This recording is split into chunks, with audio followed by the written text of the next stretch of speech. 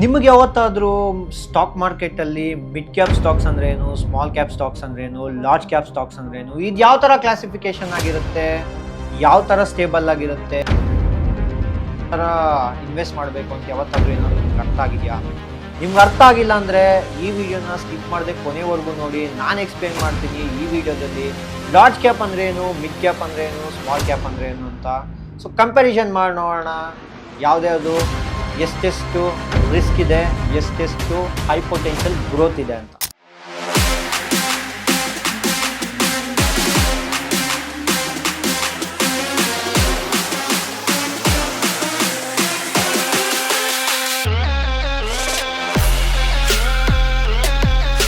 ನಮಸ್ಕಾರ Karnataka, welcome back to my YouTube channel. ಇವತ್ತು ನಾನು ಸೆಬಿ ಕ್ಲಾಸಿಫಿಕೇಶನ್ ಮಾಡಿರೋ ಪ್ರಕಾರ ಲಾರ್ಜ್ ಕ್ಯಾಪ್ ಅಂದ್ರೆ ಏನು, ಮಿಡ್ ಕ್ಯಾಪ್ ಅಂದ್ರೆ ಏನು, ಸ್ಮಾಲ್ ಕ್ಯಾಪ್ ಅಂದ್ರೆ ಏನು ಅಂತ ಎಕ್ಸ್ಪ್ಲೇನ್ ಮಾಡ್ತೀನಿ. ಪ್ಲಸ್ ಇದು ಯಾವ್ಯಾವ ಥರ ಸ್ಟೇಬಲ್ ಆಗಿರುತ್ತೆ, ಗ್ರೋತ್ನ ಕೊಡುತ್ತೆ, ಅರ್ನಿಂಗ್ಸ್ನ ಕೊಡುತ್ತೆ ಅಂತ ನಾನು ಈ ವಿಡಿಯೋದಲ್ಲಿ ಎಕ್ಸ್ಪ್ಲೇನ್ ಮಾಡ್ತೀನಿ. ಈ ವಿಡಿಯೋ ಉದ್ದೇಶ ಎಜುಕೇಷನಲ್ ಪರ್ಪಸ್ ಅಷ್ಟೇ ಆಗಿರುತ್ತೆ. ಯಾವುದೇ ರಿಟರ್ನ್ಸು ಗ್ಯಾರಂಟಿಡ್ ಅಲ್ಲ, ಇದು ಜಸ್ಟ್ ನನ್ನ ಅನಾಲಿಸಿಸ್ ಮಾತ್ರ. ನೀವು ಓನಾಗಿ ಅನಾಲಿಸಿಸ್ ಮಾಡಿ ಇನ್ವೆಸ್ಟ್ ಮಾಡಿ. ಸೊ ವಿಡಿಯೋನ ಕಂಟಿನ್ಯೂ ಮಾಡೋಣ. ಫಸ್ಟು ಸ್ಟಾಕ್ ಮಾರ್ಕೆಟಲ್ಲಿ ಒಂದು 5,000 ಸ್ಟಾಕ್ಸ್ ಇದೆ. ಆ 5,000 ಸ್ಟಾಕ್ಸಲ್ಲಿ ಸೆಬಿ ಪ್ರಕಾರ ಯಾವುದು ಟಾಪ್ 1ಇಂದ ಹಿಡಿದು 100ನೇ ರ್ಯಾಂಕ್ವರೆಗೂ ಇರುತ್ತೋ based on the market capital. ಏನಪ್ಪ ಈ ಮಾರ್ಕೆಟ್ ಕ್ಯಾಪಿಟಲ್ ಅಂದರೆ ಅವರ ಒಟ್ಟು ಸ್ಟಾಕ್ನ ಮೌಲ್ಯದ ಆಸ್ತಿ. ಆ ಆಸ್ತಿ ಮೇಲೆ 1ರಿಂದ 100ನೇ ರ್ಯಾಂಕ್ಗೆ ಯಾವ್ದಿರುತ್ತೋ ಅದನ್ನ ಲಾರ್ಜ್ ಕ್ಯಾಪ್ ಆಗಿ ಕನ್ಸಿಡರ್ ಮಾಡಿದ್ದಾರೆ. ಓಕೆನಾ? ಈ ಸ್ಟಾಕ್ಸು ಮೋಸ್ಟ್ ಸ್ಟೇಬಲ್ ಸ್ಟಾಕ್ಸ್ ಆಗಿರುತ್ತೆ. ಯಾರ್ಯಾರು ಲಾಂಗ್ ಟರ್ಮ್ ಒಂದು 20 ವರ್ಷ, 30 ವರ್ಷ, ಒಂದು 35 ವರ್ಷ, 25 ವರ್ಷ ಈ ಥರ ಲಾಂಗ್ ಟರ್ಮಲ್ಲಿ ಗೇಮಲ್ಲಿ ನೀವೇನಾದರೂ ಸ್ಟಾಕ್ ಮಾರ್ಕೆಟಲ್ಲಿ ಇರ್ತೀವಿ ಅಂದರೆ ಸೊ ನೀವು ಲಾರ್ಜ್ ಕ್ಯಾಪ್ ಸ್ಟಾಕ್ಸಲ್ಲೇ ಆಗ್ಬೋದು. ಲೈಕ್ ರಿಲಯನ್ಸ್ ಆಗಿರ್ಬೋದು, TCS ಆಗಿರ್ಬೋದು, ಏರ್ಟೆಲ್ ಆಗಿರ್ಬೋದು, ITC ಆಗಿರ್ಬೋದು, HUL ಆಗಿರ್ಬೋದು. ಓಕೆನಾ? ಇದು ಒಳ್ಳೆ ಸ್ಟೇಬಲ್ ರಿಟರ್ನ್ಸ್ ಇರುತ್ತೆ, ಲಾಂಗ್ ಟರ್ಮಲ್ಲಿ ಒಳ್ಳೆ ರಿಟರ್ನ್ಸ್ ಕೊಡುತ್ತೆ. ಪ್ಲಸ್ ಇದು ಆಲ್ರೆಡಿ ಬ್ರ್ಯಾಂಡ್ ಕ್ರಿಯೇಟ್ ಆಗಿರುತ್ತೆ. ಸೊ ಆಲ್ರೆಡಿ ಏನಿರುತ್ತೆ ಅಂದರೆ ಇದರಲ್ಲಿ ಆಲ್ರೆಡಿ ಬ್ರ್ಯಾಂಡ್ ಕ್ರಿಯೇಟ್ ಆಗಿರುತ್ತೆ. ಇದರಲ್ಲಿ ಸೊ ಕನ್ಸಿಸ್ಟೆನ್ಸಿ ಟ್ರ್ಯಾಕ್ ರೆಕಾರ್ಡ್ ಇರುತ್ತೆ. ಅಂದರೆ ಅವ್ರ ಸೇಲ್ಸ್ ಆಗಿರ್ಬೋದು, ಕ್ಯಾಶ್ ಫ್ಲೋ ಆಗಿರ್ಬೋದು, ಓಕೆನಾ, ಅದು ಪ್ರಾಫಿಟ್ ಆಗಿರ್ಬೋದು, ಬ್ಯಾಲೆನ್ಸ್ ಶೀಟ್ ಆಗಿರ್ಬೋದು ಆಲ್ರೆಡಿ ಸ್ಟೇಬಲ್ ಆಗಿರುತ್ತೆ. ಸೊ ನಿಮ್ಗೆ ಆಲ್ರೆಡಿ ಲಾರ್ಜ್ ಕ್ಯಾಪ್ ನಿಮ್ಗೇನು ಹೇಳೋ ಅವಶ್ಯಕತೆ ಇಲ್ಲ. ಆಲ್ರೆಡಿ ಲಾರ್ಜ್ ಕ್ಯಾಪ್ ನೀವು ಮ್ಯೂಚುವಲ್ ಫಂಡ್ಸಲ್ಲಿ ಹಾಕಿರಲಿ, ಸೊ ನೀವೇ ಡೈರೆಕ್ಟ್ ಆಗಿ ಇನ್ವೆಸ್ಟ್ ಮಾಡಲಿ, ಒಂದು 15ರಿಂದ 14% ರಿಟರ್ನ್ಸ್ ಡಿಲಿವರ್ ಮಾಡುತ್ತೆ ಲಾಂಗ್ ಟರ್ಮ್ ಅಲ್ಲಿ. ಲಾಂಗ್ ಟರ್ಮ್ ಯಾರಿಗೆ ಸೂಟೇಬಲ್ ಅಂದ್ರೆ ಇವಾಗಿಂದ ಯಾರು ಸೊ ನನಗೆ ಸ್ಟಾಕ್ ಮಾರ್ಕೆಟಿಗೆ ಗೊತ್ತಿಲ್ಲ ಸರ್, ನನಗೆ ಸ್ಟೇಬಲ್ ಬೇಕು, ನನಗೆ ಫಂಡಮೆಂಟಲ್ಸ್ ನೋಡೋದು ಗೊತ್ತಿಲ್ಲ ಅಂದ್ರೆ ಸೊ ಡೈರೆಕ್ಟ್ ಲಾಂಗ್ ಟರ್ಮ್ ಸ್ಟಾಕ್ಸ್ನ ಒಳ್ಳೆ ಫಂಡಮೆಂಟಲ್ ಸ್ಟ್ರಾಂಗ್ ಸ್ಟಾಕ್ಸ್ನ ರೈಟ್ ಪ್ರೈಸಲ್ಲಿ ಪಿಕ್ ಮಾಡಿಬಿಟ್ಟು ಇನ್ವೆಸ್ಟ್ ಮಾಡಿ. ನಿಮಗೆ ಒಂದು 13ರಿಂದ 14% ಇಲ್ಲ ಮ್ಯಾಕ್ಸ್ ನೀವು ಒಳ್ಳೆ ಸ್ಟಾಕ್ಸ್ ಏನಾದರೂ ಪಿಕ್ ಮಾಡಿದ್ರೆ 15% ರಿಟರ್ನ್ಸ್ ಇರುತ್ತೆ. ಈ ಗುರುವಾರ ಉಚಿತವಾಗಿ ಫ್ರೀ ಆಫ್ ಕಾಸ್ಟ್ ಅಲ್ಲಿ ಸ್ಟಾಕ್ ಮಾರ್ಕೆಟ್ ಸೆಮಿನಾರ್ನ ನಾವು ಕಂಡಕ್ಟ್ ಮಾಡ್ತಾ ಇದ್ವಿ. ಸ್ಟಾಕ್ ಮಾರ್ಕೆಟ್ ಅಂದ್ರೆ ಏನು, ಟ್ರೇಡಿಂಗ್ ಅಂದ್ರೆ ಏನು, ಇನ್ವೆಸ್ಟ್ಮೆಂಟ್ ಅಂದ್ರೆ ಏನು, ಫಂಡಮೆಂಟಲ್ಸ್ ಅಂದ್ರೆ ಏನು, ಟೆಕ್ನಿಕಲ್ಸ್ ಅಂದ್ರೆ ಏನು, ಬೇರೆ ಫೀಲ್ಡ್ ಕಂಪೇರ್ ಮಾಡಿದ್ರೆ ಸ್ಟಾಕ್ ಮಾರ್ಕೆಟ್ ಯಾವ ರೀತಿ ರಿಟರ್ನ್ಸ್ ನ ಕೊಡ್ತಾ ಇದೆ, ಸ್ಟಾಕ್ ಮಾರ್ಕೆಟ್ ಅಲ್ಲಿ ಯಾಕೆ ನಾವು ಇನ್ವೆಸ್ಟ್ ಮಾಡಬೇಕು, ಸ್ಟಾಕ್ ಮಾರ್ಕೆಟ್ ಯಾವ ರೀತಿ ವೆಲ್ತ್ ನ ಕ್ರಿಯೇಟ್ ಮಾಡಿಕೊಡುತ್ತೆ, ಉಚಿತವಾಗಿ ನಮ್ಮ ರಾಜಾಜಿನಗರ ಆಫೀಸಲ್ಲೇ ಬೆಳಗ್ಗೆ 10 ಗಂಟೆಯಿಂದ 1 ಗಂಟೆಗೆ ನಾವು ಸೆಮಿನಾರ್ನ ಮಾಡ್ತಾ ಇದ್ವಿ.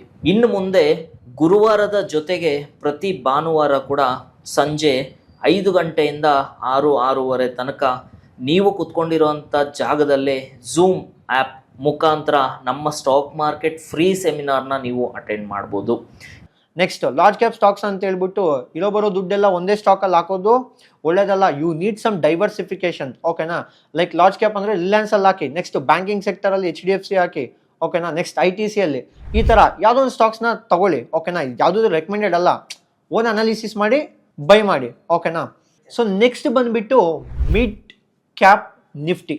ಅಂದರೆ ಸೆಬಿ ಅವರು ಮಿಡ್ ಕ್ಯಾಪ್ನ ಯಾವ ಥರ ಕ್ಲಾಸಿಫಿಕೇಶನ್ ಮಾಡಿದ್ದಾರೆ ಅಂದರೆ 101 to 250ವರೆಗೂ ಯಾವ ಸ್ಟಾಕ್ಸ್ ಬರುತ್ತೋ ಅದನ್ನ ಮಿಡ್ ಕ್ಯಾಪ್ ಆಗಿ ಕನ್ಸಿಡರ್ ಮಾಡಿದ್ದಾರೆ. ಈ ಕಂಪನಿ ಅಷ್ಟು ದೊಡ್ಡದಾಗೂ ಇರಲ್ಲ, ಅಷ್ಟು ಚಿಕ್ಕದಾಗೂ ಇರಲ್ಲ. ಓಕೆನಾ? ಬಟ್ ಹೈ ಪೊಟೆನ್ಷಿಯಲ್ ಗ್ರೋತ್ ಇರುತ್ತೆ. ಈ ಕಂಪನಿಯಲ್ಲಿ ಸ್ವಲ್ಪ ರಿಸ್ಕ್ ಇರುತ್ತೆ, ಬಟ್ ಯಾರಿಗೆ ಬ್ಯಾಲೆನ್ಸಿಂಗ್ ಬೇಕೋ, ಲೈಕ್ ಲಾರ್ಜ್ ಕ್ಯಾಪಲ್ಲಿ ಸ್ವಲ್ಪ ಕಮ್ಮಿ ಇಡ್ತೀನಿ ಸರ್, ಮಿಡ್ ಕ್ಯಾಪಲ್ಲಿ ಸ್ವಲ್ಪ ಕಮ್ಮಿ ಇಡ್ತೀನಿ ಸರ್ ಅಂದರೆ ಎರಡಲ್ಲೂ ನೀವು ಇನ್ವೆಸ್ಟ್ ಮಾಡ್ಬೋದು. ಸ್ವಲ್ಪ ಬ್ಯಾಲೆನ್ಸಿಂಗ್ ಥರ ರಿಸ್ಕ್ ಟು ರಿವಾರ್ಡ್ ಬ್ಯಾಲೆನ್ಸಿಂಗ್ ಮಾಡಿಬಿಟ್ಟು ನೀವು ಬೇಕಾದರೆ ಮಿಡ್ ಕ್ಯಾಪಲ್ಲಿ ಕೂಡ ಇನ್ವೆಸ್ಟ್ ಮಾಡ್ಬೋದು. I mean mid cap stocks ಅಂದರೆ 101ನೇಯಿಂದ 250ನೇ ರ್ಯಾಂಕ್ ಇರುತ್ತಲ್ಲ, ಸೊ ಅದನ್ನೆಲ್ಲ ಮಿಡ್ ಕ್ಯಾಪ್ ಸ್ಟಾಕ್ಸ್ ಅಂತೀವಿ. ಓಕೆನಾ? ಸೊ ಈ ಮಿಡ್ ಕ್ಯಾಪ್ ಸ್ಟಾಕ್ಸ್ ಅಲ್ಲಿ ಯಾರು ಇನ್ವೆಸ್ಟ್ ಮಾಡ್ಬೋದು ಅಂದ್ರೆ, ಸ್ಟಾಕ್ ಮಾರ್ಕೆಟ್ ಅಲ್ಲಿ ಲಾಂಗ್ ಟರ್ಮ್, ಓಕೆನಾ, ಶಾರ್ಟ್ ಟರ್ಮ್ ಅಲ್ಲಿ ಪ್ರಾಫಿಟ್ ಎಕ್ಸ್ಪೆಕ್ಟ್ ಮಾಡಕ್ ಹೋಗ್ಬೇಡಿ. ಲಾಂಗ್ ಟರ್ಮ್ ಗೇಮೇ ಇನ್ವೆಸ್ಟ್ಮೆಂಟ್ಸ್ ಅಂದ್ರೆ, ಓಕೆನಾ. ಲಾಂಗ್ ಟರ್ಮ್ ಅಲ್ಲಿ ಯಾರು ಇರ್ತಿರೋ ಅವರು. ಸೊ ಈ ಜನರಲಿ ಸ್ವಲ್ಪ ಕ್ಯಾಲ್ಕುಲೇಟಿವ್ ರಿಸ್ಕ್ ಇರುತ್ತೆ. ಇದರಲ್ಲಿ ಒಂದು 18 to 19% ನಿಮಗೆ ಏನಾಗುತ್ತೆ ಅಂದ್ರೆ ಡಿಲಿವರ್ ಮಾಡುತ್ತೆ ಒಳ್ಳೆ ಸ್ಟಾಕ್ಸ್ ನ ಪಿಕ್ ಮಾಡಿದ್ರೆ. ಕೆಲವೊಂದು ಟೈಮಲ್ಲಿ ಸ್ಟಾಕ್ಸ್ 0 ಕೂಡ ಆಗ್ಬೋದು. ಓಕೆನಾ? ಲೈಕ್ ಎಸ್ ಬ್ಯಾಂಕ್ ಆಗೋಯ್ತು, ವಡಾಫೋನ್ ಐಡಿಯಾ ಆಗೋಯ್ತು, ಪೇಟಿಎಂ ಆಗೋಯ್ತು, ಇವೆಲ್ಲ ರಿಸ್ಕ್ ಇರುತ್ತೆ. ಸ್ಟಾಕ್ಸೇ ಬೇಡ ಅನ್ಕೊಂಡ್ರೆ ನೀವು ಮಿಡ್ ETF ಅಲ್ಲಿ ಹಾಕ್ಬಿಡಿ. ಓಕೆನಾ? ಸೊ ನಾನು ನೆಕ್ಸ್ಟ್ ವಿಡಿಯೋದಲ್ಲಿ ಹೇಳ್ತೀನಿ ಲಾರ್ಜ್ ಕ್ಯಾಪ್ ETF ಹೆಂಗಂದ್ರೆ, ಮಿಡ್ ಕ್ಯಾಪ್ ETF ಅಂದ್ರೇನು, ಸ್ಮಾಲ್ ಕ್ಯಾಪ್ ETF ಅಂದ್ರೇನು, ಅದು ಯಾವ ಥರ ಇನ್ವೆಸ್ಟ್ ಮಾಡಬೇಕು, ಎಷ್ಟು ಇನ್ವೆಸ್ಟ್ ಮಾಡಬೇಕು ಅಂತ. ಸೊ ನೆಕ್ಸ್ಟ್ ವಿಡಿಯೋದಲ್ಲಿ ನೋಡೋಣ. ಓಕೆನಾ? ನೆಕ್ಸ್ಟ್ ಇದರಲ್ಲಿ ಯಾವ್ಯಾವ ಬರುತ್ತೆ ಅಂದ್ರೆ, ಭಾರತಿ ಏರ್ಟೆಲ್ ಆಗಿರ್ಬೋದು, ACC ಸಿಮೆಂಟ್ ಆಗಿರ್ಬೋದು, ದೀಪಕ್ ನೈಟ್ರೇಟ್ ಆಗಿರ್ಬೋದು, ಅಶೋಕ್ ಲೈಲ್ಯಾಂಡ್ ಆಗಿರ್ಬೋದು, ಇವೆಲ್ಲ ಮಿಡ್ ಕ್ಯಾಪ್ ಕ್ಯಾಟಗರಿಗೆ ಬರುತ್ತೆ. ನಾನು ಜಸ್ಟ್ ಎಕ್ಸಾಂಪಲ್ ಹೇಳಿದೆ. 150 ಸ್ಟಾಕ್ನು ನಾನು ತೋರಿಸ್ತೀನಿ ಎಲ್ಲೆಲ್ಲಿ ಹೆಂಗೆ ಹುಡುಕ್ಬೇಕು ಅಂತ. ಓಕೆನಾ? ನೆಕ್ಸ್ಟ್ ಬರೋದೇ ನಮಗೆ ಸ್ಮಾಲ್ ಕ್ಯಾಪ್ ಸ್ಟಾಕ್ಸು. ಓಕೆನಾ? ಸ್ಮಾಲ್ ಕ್ಯಾಪ್ ಸ್ಟಾಕ್ಸು, ಈ ಸ್ಮಾಲ್ ಕ್ಯಾಪ್ ಸ್ಟಾಕ್ಸು 251 ಅಂದರೆ 1ರಿಂದ 100ಗೆ ಲಾರ್ಜ್ ಕ್ಯಾಪ್ ಅಂತೀವಿ, 101ಇಂದ 250ಗೆ ಮಿಡ್ ಕ್ಯಾಪ್ ಅಂತೀವಿ. 251 ಇಂದ ಆಮೇಲೆ ಕೌಂಟ್ ಆಗತ್ತಲ್ಲ, ಅದನ್ನ ಸ್ಮಾಲ್ ಕ್ಯಾಪ್ ಸ್ಟಾಕ್ಸ್ ಅಂತೀವಿ. ಈ ಸ್ಮಾಲ್ ಕ್ಯಾಪ್ ಸ್ಟಾಕ್ಸ್ ಅಲ್ಲಿ ಹೈ ರಿವಾರ್ಡ್ ಇರುತ್ತೆ. ಬಟ್ ಮರ್ತೋಗ್ಬೇಡಿ, ಈ ಸ್ಮಾಲ್ ಕ್ಯಾಪ್ ಸ್ಟಾಕ್ಸು, ಎಷ್ಟೋ ಸ್ಮಾಲ್ ಕ್ಯಾಪ್ ಸ್ಟಾಕ್ಸು 0 ಕೂಡ ಆಗಿದೆ. ಹೈ ವಾಲಟಿಲಿಟಿ ಇರುತ್ತೆ. ಬಿದ್ದೋದ್ರು ಬೇಗ ಬಿದ್ದೋಗುತ್ತೆ, ಎದ್ರು ಬೇಗ ಹೇಳುತ್ತೆ. ಯಾರು ರಿಸ್ಕ್ ಟೇಕರ್ಸ್ ಇರ್ತೀರಾ ಅವರು ಸ್ಮಾಲ್ ಕ್ಯಾಪ್ ಸ್ಟಾಕ್ಸ್ ಅಲ್ಲಿ ಇನ್ವೆಸ್ಟ್ ಮಾಡ್ಬೋದು. Again it's not recommended. ಓಕೆನಾ? ಇದು ನಿಮ್ಮ ರಿಸ್ಕ್ ಟು ರಿವಾರ್ಡ್ ಯೋಚನೆ ಮಾಡಿ ಇನ್ವೆಸ್ಟ್ ಮಾಡಿ ಸ್ಟಾಕ್ ಮಾರ್ಕೆಟ್ ಅಲ್ಲಿ. ಓಕೆನಾ?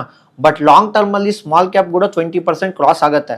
ಓಕೆನಾ? ಬಟ್ ಇಂಥ ಸ್ಟಾಕ್ಗೆ ಅಂಥ ಸ್ಟಾಕ್ಗೆ ಹೋಗುತ್ತೆ ಅನ್ನೋದು ಕಷ್ಟ. ಪಿಕ್ ಮಾಡಬೇಕು, ಫಂಡಮೆಂಟಲ್ಸ್ ಗೊತ್ತಿರಬೇಕು. ಓಕೆನಾ? ಪ್ರೈಸ್ ಆಕ್ಷನ್ ಗೊತ್ತಿರಬೇಕು, ಪಿ ಅಂದ್ರೆ ಏನು ಗೊತ್ತಿರಬೇಕು, ಮಾರ್ಕೆಟ್ ಕ್ಯಾಪಿಟಲ್ ಗೊತ್ತಿರಬೇಕು, ಸೇಲ್ಸ್ ಗ್ರೋತ್ ಗೊತ್ತಿರಬೇಕು, ಎಬಿಟಾ ಗೊತ್ತಿರಬೇಕು. ಇವೆಲ್ಲ ಗೊತ್ತಿದ್ರೆ ನೀವು ಸ್ಮಾಲ್ ಕ್ಯಾಪ್ ಸ್ಟಾಕ್ಸ್ ಅಲ್ಲಿ ಕೂಡ ಹೂಡಿಕೆನ ಮಾಡ್ಬೋದು. KPIT ಟೆಕ್ನಾಲಜಿ ಆಗಿರಲಿ, ಸುಜ್ಲಾನ್ ಆಗಿರಲಿ. ಓಕೆನಾ? ಸೊ ಇವೆಲ್ಲ ನಮಗೆ ಸ್ಮಾಲ್ ಕ್ಯಾಪಲ್ಲೇ ಬರುತ್ತೆ. ನೆಕ್ಸ್ಟ್ ವಿಡಿಯೋದಲ್ಲಿ ನಾನು ಒಳ್ಳೆ ಲಾರ್ಜ್ ಕ್ಯಾಪ್ ಮ್ಯೂಚುವಲ್ ಫಂಡು, ಒಳ್ಳೆ ಮಿಡ್ ಕ್ಯಾಪ್ ಮ್ಯೂಚುವಲ್ ಫಂಡು, ಒಳ್ಳೆ ಸ್ಮಾಲ್ ಕ್ಯಾಪ್ ಮ್ಯೂಚುವಲ್ ಫಂಡ್ನ ಪಿಕ್ ಮಾಡ್ತೀನಿ. ನಿಮಗೆ ಬೇಕು ಅಂದರೆ we want the mutual funds of A large cap, small cap, mid cap ಅಂತ ಕಮೆಂಟ್ ಮಾಡಿ. ನಾನು ಇಡ್ತಿರೋ ಈ ಎಫರ್ಟ್ಸ್ ನಿಮ್ಗೆ ಏನಾದರೂ ಇಷ್ಟ ಆಗಿದ್ರೆ ವಿಡಿಯೋನ ಲೈಕ್ ಮಾಡಿ, ಚಾನಲ್ನ ಸಬ್ಸ್ಕ್ರೈಬ್ ಮಾಡಿ ಇಟ್ಕೊಳ್ಳಿ. ಸಿಗೋಣ ನೆಕ್ಸ್ಟ್ ವಿಡಿಯೋದಲ್ಲಿ. ಜೈ ಹಿಂದ್, ಜೈ ಕರ್ನಾಟಕ. ಎಲ್ರಿಗೂ ನಮಸ್ಕಾರ. ಯಾರ್ಯಾರು ನಮ್ಮ ಆಫ್ಲೈನ್ ಕ್ಲಾಸಸ್ನ ಅಟೆಂಡ್ ಮಾಡೋದಕ್ಕಾಗೋದಿಲ್ವೋ, ನೀವು ಕುತ್ಕೊಂಡಿರೋ ಜಾಗದಲ್ಲೇ ನಮ್ಮ advanced level of stock market ಕೋರ್ಸ್ನ ಅಟೆಂಡ್ ಮಾಡ್ಬೋದು. ಈಗಲೇ ಪ್ಲೇಸ್ಟೋರಲ್ಲಿ ಟ್ರೇಡಿಂಗ್ ಹಬ್ ಬೆಂಗಳೂರು ಅನ್ನೋ ಆ್ಯಪ್ನ ಡೌನ್ಲೋಡ್ ಮಾಡ್ಕೊಳ್ಳಿ. ನಮ್ಮ ಸ್ಟಾಕ್ ಮಾರ್ಕೆಟ್ ಕೋರ್ಸ್ನ ಅಟೆಂಡ್ ಮಾಡಿ. ಹೆಚ್ಚಿನ ಮಾಹಿತಿಗಾಗಿ ಕೆಳಗಡೆ ಸ್ಕ್ರೋಲ್ ಆಗ್ತಾ ಇರುವಂಥ ನಂಬರ್ಗೆ ಕಾಲ್ ಮಾಡಿ ಡೀಟೇಲ್ಸ್ನ ಪಡ್ಕೊಳ್ಳಿ. Thank you.